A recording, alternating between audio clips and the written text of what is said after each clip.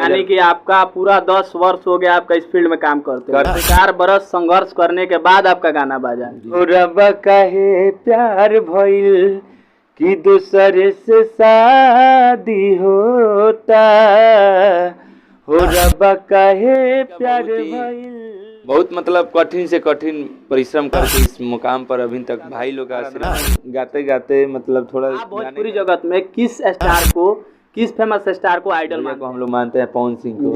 नमस्कार, प्रणाम, आप सबको स्वागत है जन जन तक न्यूज और रिपब्लिक्स बिहार पर। आज हम एक ऐसे शख्स से मिलाने वाले हैं जो पूरे बिहार का यूथ का आइडियल बन चुके हैं, जिनका नाम कोई भी मोहताज नहीं है। इनका हर बच्चा से बच्चा लेकर हर व्यक्ति तक जानता है, जिनका नाम है भोजपुरी जगत का सुपरस्टार सिंगर है अलबेला अशोक जी। आज इनसे मिलवाने वाले हैं। आपका बहुत बहुत स्वागत है हमारे यूट्यूब चैनल में।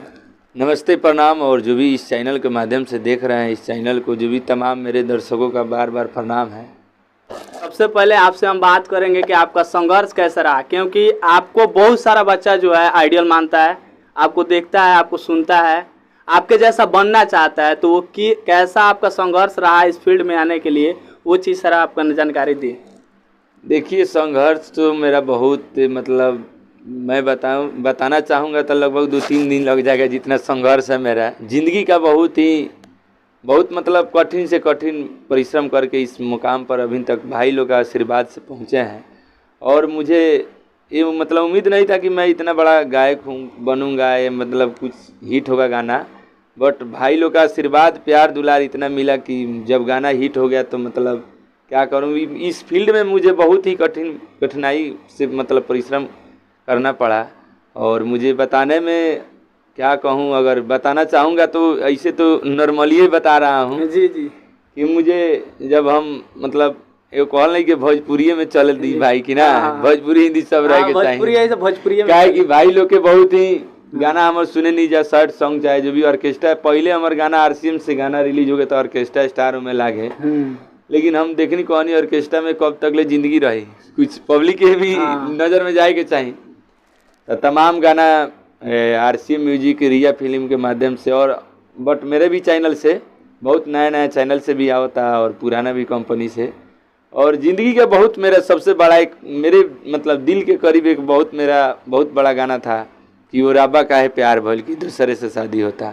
जरा उस गाना को थोड़ा सा अपने हमारे दर्शक को गुनगुना कर सुना दीजिए।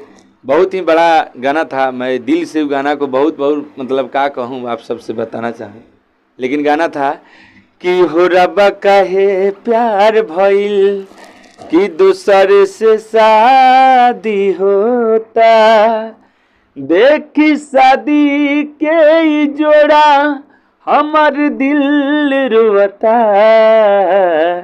हो रब्बा काहे प्यार भइल कि दूसरे से शादी होता, हो रब्बा काहे प्यार भइल। अच्छा, एक बात आपसे पूछना चाहते हैं कि जैसे हमारे जैसा युवा जो है आपको आइडल मानता है, आप भोजपुरी जगत में किस फेमस स्टार को आइडल मानते हैं? देखिए, मानने के लिए तो मैं मेरे से जो भी सीनियर लोग हैं सबको मानते हैं। एक किसी का नाम, किसी को तो गायकी में तो मतलब गाने के मतलब सुर माना जाते हैं, बादशाह माना जाता है, तो पवन भैया को हम लोग मानते हैं, पवन सिंह को। जी, मतलब भोजपुरी के मतलब एगो शेर कही जाला तो पवन सिंह के। बाकी खेसारियो भैया हैं, वो भी बहुत अपने जगह पर हर इंसान अच्छे हैं, जैसे हम हैं। मेरे भाई लोग का आशीर्वाद है, थोड़ा बोड़ा गाते हैं लेकिन भाई लोग का प्यार मिलता है।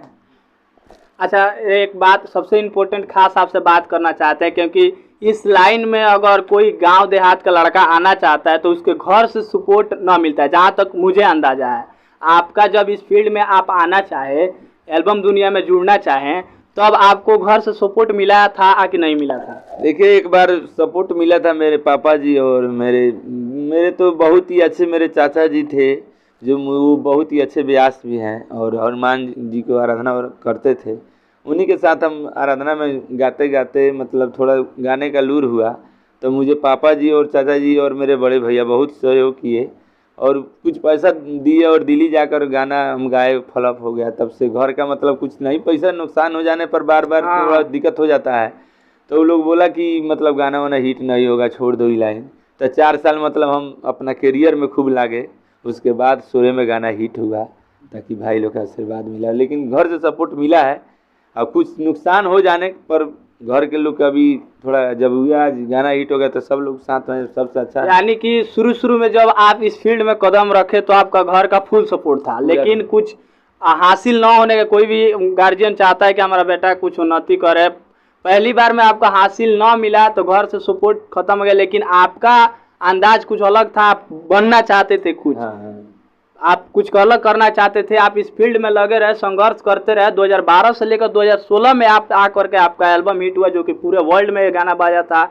हर कोई इस गाना का दीवाना है, आज भी ये गाना बजता है, ऐसा नहीं है कि आज उसमें गाना नहीं बजता। 4 गाना मेरा था, फुलौना बेचम चौक पर, भातार दुबरा गइल, पूरा एल्बम में हिट था। पूरा में 5-6 गाना था उसमें, बहुत ही पूरा गाना ठीक ठाक चला। उसके बाद लगातार 08 हो गई, एक से बढ़ के गाना आने लगा।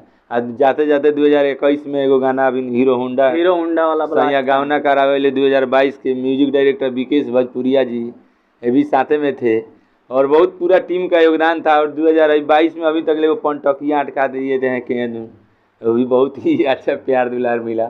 अभी 2023 में जा रहा है अनार जिया खाते खाते, अभी गाना जा रहा है। आपसे जानना चाहते हैं कि अब इस साल 2023 का जो लगन स्टार्ट होने वाला है, ऐसे भी तो लगन स्टार्ट हो चुका है, लेकिन जो गाना बजता है फरवरी से लेकर के छठा मंथ तक, सावन तक बना, भोजपुरी का लेवल यही है, इसी में उठता है कोई भी गाना।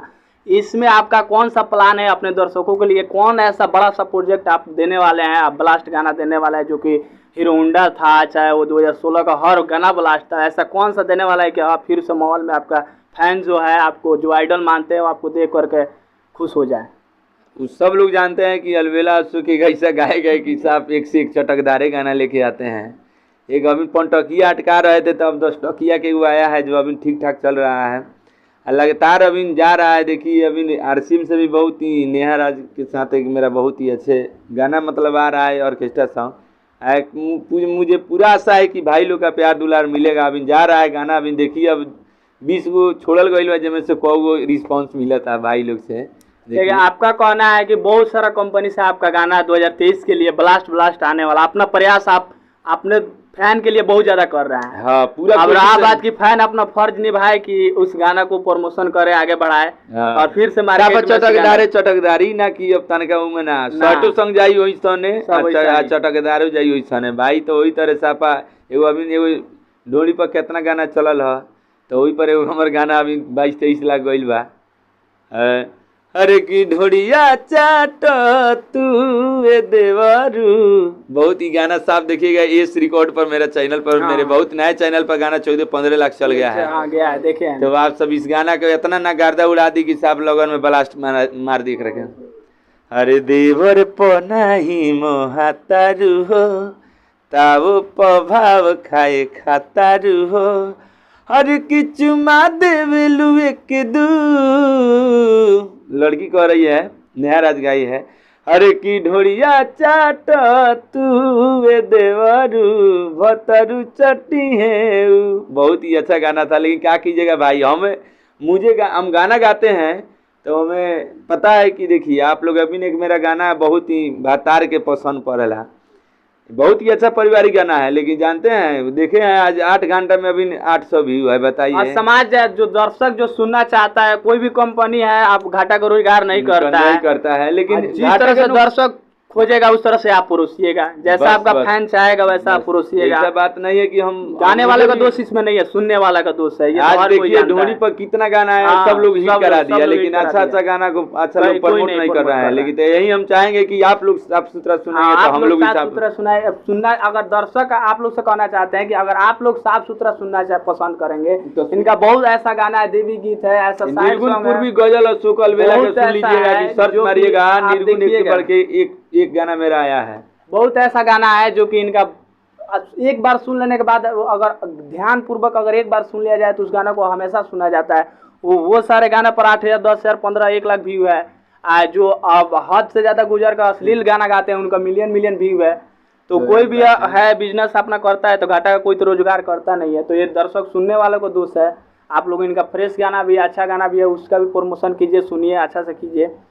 तो हम दोनों का प्रयास आप लोगों को कैसा लगा कमेंट में करके बताएं। और जाते जाते आप सबसे बता देते हैं कि भोजपुरी में जो भी आप आज अगर किसी भी स्टार का फैन है उनका साफ सुथरा गाना सुना कीजिए और ना कि गंदगी भोजपुरी में फैलाए, और हर स्टार का सपोर्ट कीजिए। अलबेला भी एक आने वाला है, बहुत सारा कंपनी से गाना, इनका भी प्रमोशन, जितने भी फैंस है, बहुत सारा फैंस फ्लोस है इनका, उनसे सब किसी से निवेदन है कि गाना को सुने और आगे बढ़ाए। इस वीडियो को लाइक शेयर करें और सब्सक्राइब करें चैनल को।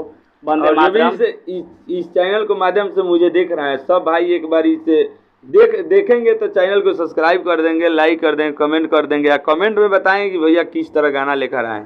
जय माता दी, हर हर महादेव। वंदे मातरम, जय भोजपुरी, जय जवान।